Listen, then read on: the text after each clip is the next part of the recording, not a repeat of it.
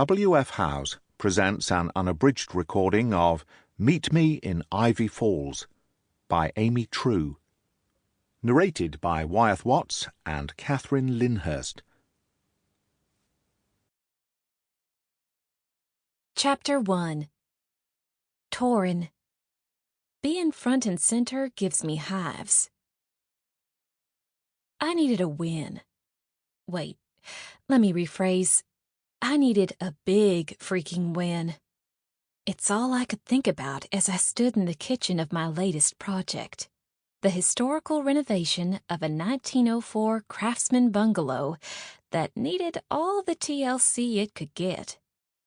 TLC, tender loving care.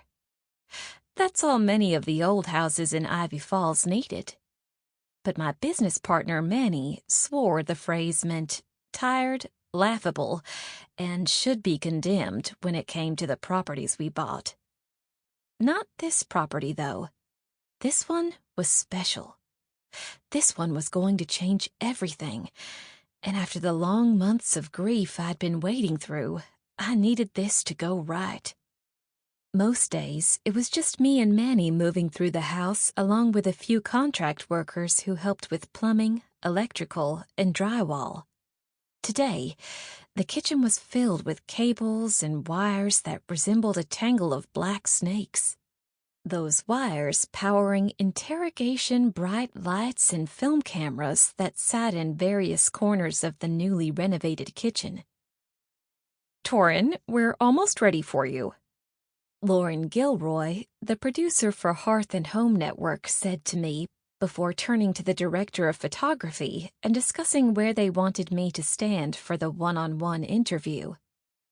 Manny walked in my direction, his fingers pinching the brim of his Tennessee Titans baseball cap.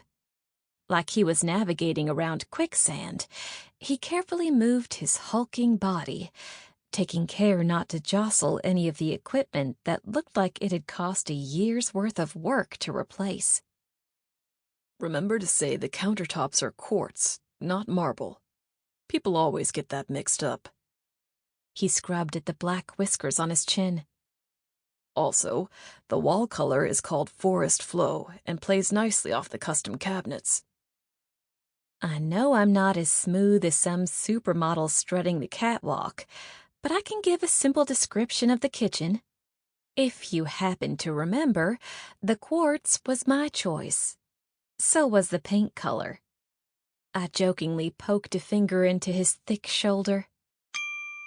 "Sample complete. Ready to continue?"